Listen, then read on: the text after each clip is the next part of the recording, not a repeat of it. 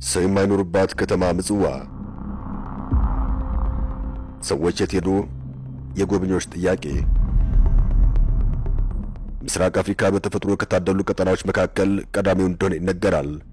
ነዳጅ አለው፣ ደንና ዝናብ አለው፣ ከፍተኛ የውሃ መጠን እንዳለው ይታወቃል። ቀጠና የሚገኝበት የቀይ ባህር ቀጠና በዓለም ጂኦፖለቲካ እጅግ ወሳኝነት እንዳለው ይነገራል። ቀጠናው በታሪክ በሀገረ መንግስትና በነጻነት ትግል ከአፍሪካ አልፎም ለዓለም ምስክር መሆን የሚችል ነው። ከቀንድ ከብቶች ጀምሮም ከፍተኛ የማዕድን ክምችት እንዳለው ይነገራል። ሆኖም ግን ይህ ቀጠና የሚታወቀው በደም መፋሰስና በሽብር ጥቃት ብሎም በርስ በርስ ጦርነት ሲሆን ቀጠናው ሊያድግ የሚችለው ሲዋጋ ሳይሆን ኢኮኖሚያዊ ወደብ ሲፈጥር ብቻ እንደሆነም ባለሙያዎች ይናገራሉ። ኤርትራ ካለ ኢትዮጵያ አታድግም፣ ኢትዮጵያም ካለ ወደብ ኢኮኖሚያዊ ሊደርስ አይችልም። ካለ ወደብ ብቻ አይደለም፣ ከኤርትራ ጋር ሰላም ካልሆነች በስተቀር እድሜ ልኳን በብሔር ጦርነት ልትቀጥል የምችልበት ዕድል እንዳለ ይነገራል። ሱዳን ካለ ኢትዮጵያ፣ ጅቡቲ ካለ ኢትዮጵያ፣ ሶማሊያ ካለ ኬንያ ሊያድጉና ሊለወጡ አይችሉም። ለዚህ ጥሩ ማሳያዋ ኤርትራ ስትሆን ኤርትራ ሰላም ናት። አስመራ ማንም በውድቅት ሌሊት ያለ ስጋት መንቀሳቀስ የሚችልባት ከተማ እንደሆነም በርካቶች ይናገራሉ። ነገር ግን ይህ በቂ አይደለም። ከሰሞኑ ሁለት የመካከለኛ ምስራቅ ጎብኚዎች ወደ ወደብ ከተማዋ ምጽዋ አምርተው ነበር። ያዩትን በካሜራቸው አስቀርተው ለዓለም አሳይተዋል።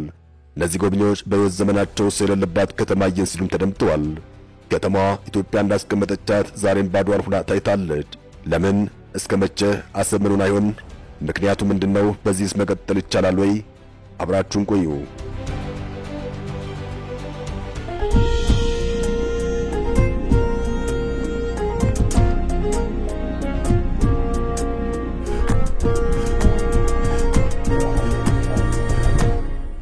በአንድ ወቅት ፕሬዝዳንት ኢሳያስ አፈወርቂ ምዕራባውያን ለኤርትራ ዜጎች ጥገኝነት እየሰጡ ኤርትራን ካለሰው የማስቀረት ፖሊሲ እንደሚተገብሩ መናገራቸው አይዘነጋም። ኤርትራ ልጅ መውለድን የሚያበረታታ ፖሊሲ ትከተላለች። ምክንያቱም የህዝብ ቁጥር መቀነስ ከሚያሰጋቸው ሀገራት መካከል አንዷ ሆና ተመድባለች። ኤርትራን ያሰጋ ስደት ሲሆን ከፍተኛ የህዝብ ቁጥር ከኤርትራ ተሰዷል። ይህ ደግሞ ለኤርትራ ስጋት ሆኖ ቀጥሏል። በእርግጥ ኢትዮጵያም ከፍተኛ ተሰዳጅ ያለባት ሀገር ናት። ሶማሊያም ሱዳንም ተመሳሳይነት አላቸው። ይህም ቀጠናው ላይ ያሉ መንግስታት ችግር ነው። ነገር ግን ኤርትራ ላይ ያለው ትንሽ ጠና ላይ ይመስላል።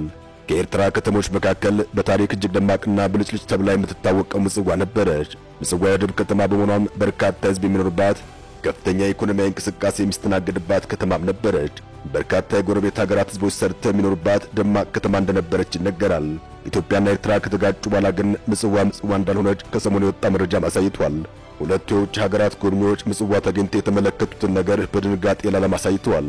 አንደኛው ጎብኝ በእግሩ እየተንቀሳቀሰ ከተማዋ መሃል ምንም አይነት ተሽከርካሪ እንዲሁም ሰው ማየት ባለመቻሉ ከተማዋ ባዶ ሆናለች ሲል ስሜቱን ይገልጻል።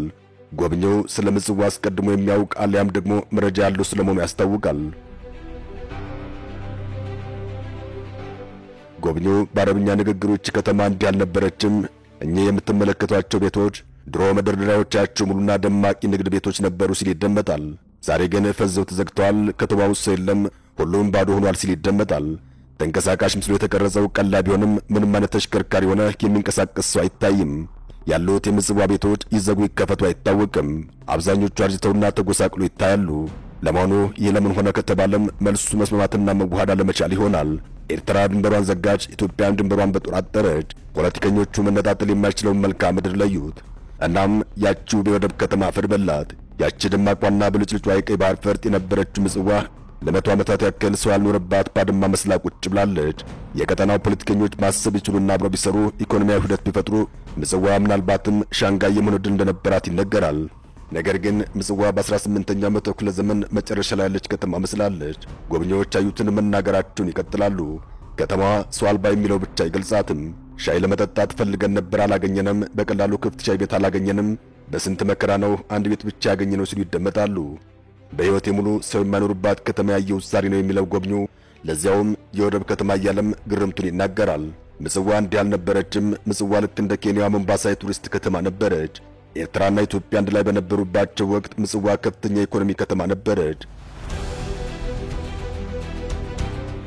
መርከቦችና ከባድ ተሽከርካሪዎች የሚርመሰመሱባት ከተማ ነበረች።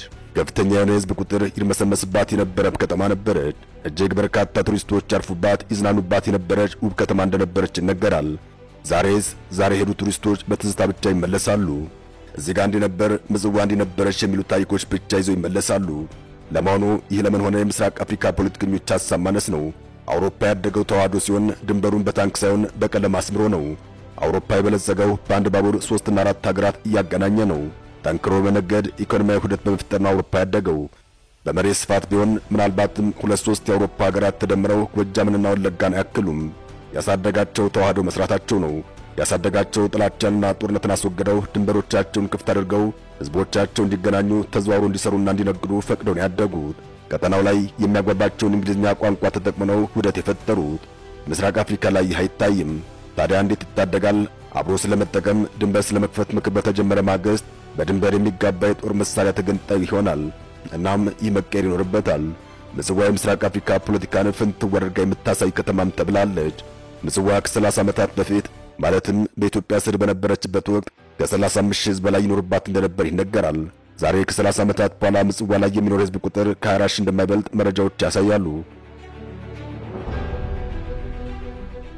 ዛሬ ምጽዋ የፈረሰች ከተማ መስላለች። በቱሪስቶች ይጨናነቁ የነበሩት እነ ባርቶሪኖ፣ እነ ባርዳላክ፣ አዱሊስ ክለብ ወዘተ ዛሬ ሰው የለባቸውም። ከአስመራ 120 ኪሎ ሜትር ርቀት ላይ የምትገኝ የምጽዋ ከተማም አሁን ላይ ምጽዋን አትመስልም። ከተማዋም ሰው የሌለባት ከተማ ተብላለች። ምጽዋ ታላድና ምጽዋ ከተባሉ ደሴቶች የተመሰረተች ከተማ እንደሆነች ይታወቃል። ምጽዋ በዓለም ላይ እጅግ ስትራቴጂክ ከተማ ናት።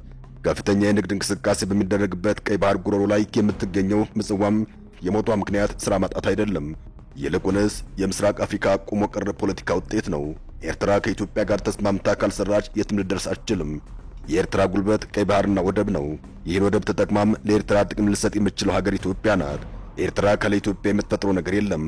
እንደሌላው ቀጠና ቢሆን ኤርትራ ለኢትዮጵያ መውጫ የሚሆን ወደብ በመስጠት የኢትዮጵያን ገበያና ኢኮኖሚ መጠቀም በቻለች ነበር። ሩዝ ከመግዛት ይልቅ ጤፍ ታገኝ ነበር። ነገር ግን ይህ ሲሆን አይታይም። ዘመናት አልፈው አሁንም ጦርነት እንማዘዛለን እየተባለ ነው። ኤርትራ ከኢትዮጵያ ከተገነጠለች ጀምሮም ኢትዮጵያ በዓለም ትልቅ ወደብ አልባ ሀገር ሆና ከፍተኛ ኪሳራ እያስተናገደች ቀጥላለች። ኤርትራም በተመሳሳይ ጥቅም አልባ ሆና በድህነት ኑራለች። በነገራችን ላይ ምጽዋ ብቻ አይደለችም የታፈነች ከተማ የተባለችው። ይልቁንስ አሰብና ሌሎች ከተሞችም ከምጽዋ በባሰ ሁኔታ ይገኛሉ። ኢትዮጵያ አሰብን ለ8 ዓመታት ያክል ለውጭና ገቢ ንግዷ ትጠቀምባት ቆይታለች። ያኔ አሰብ ደማቅ ከተማ እንደነበረች ይነገራል። በኤርትራ ውስጥም ሆና ኢትዮጵያ ወደቡን በመጠቀሟም አሰብ ሞቅ ያለች ከተማ እንደነበረች ይነገራል።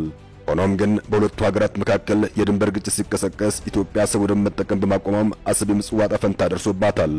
በአሁኑ ጊዜ ጅቡቲ የሚራገፈው የኢትዮጵያ ካርጎም በወር ወደ 10,000 ኮንቴነር እንደሚጠጋ ይገመታል። ከጅቡቲ ሄደ ወደ ኢትዮጵያም በየቀኑ ከ500 በላይ ከባድ ተሽከርካሪዎች ዕቃ ጭነው እንደሚመጡ መረጃዎች ያሳያሉ። ይህ እንቅስቃሴ በሙሉም አሰብ ላይ የሚደረግ ነበር። ኢትዮጵያ ወደብ አልባ በመሆኗም ከኤርትራ ጋር ግጭት ውስጥ እንድትገባ አድርጓታል። የሁለቱ ሀገራት ግጭትም ሁለቱን ሀገራት ጎድቷል። ወደብ የሌላቸው ሀገራት የንግድ ወጪ ወደብ ካላቸው በሁለት እጥፍ እንደሚጨምር ጥናቶች ይጠቁማሉ። እድገታቸውም ወደብ ካላቸው ሀገራት ጋር ሲነጻጸር በ6 በመቶ ሊቀንስ እንደሚችል ይታመናል። እናም ኢትዮጵያ ኢኮኖሚዋ ተጎድቷል።